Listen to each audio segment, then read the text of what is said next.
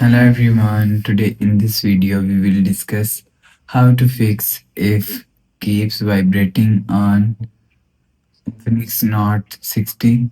Let's start the video if you want to fix this problem. So first of all, restart phone, just click and hold side power button and click on this restart icon.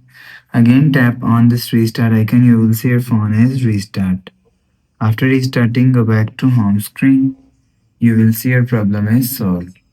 But if it not solved, if you want to fix this problem, click on settings app. Now in setting, scroll down, and click on system. After click on system, click on reset phone and click on reset all settings. Click on reset and click on this. Click on enter your phone pin and click on this icon.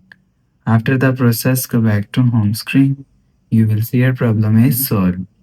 But if it not solved, if you want to fix this problem, so click on again settings app, click on my phone, and you will check your you will check your software update is latest.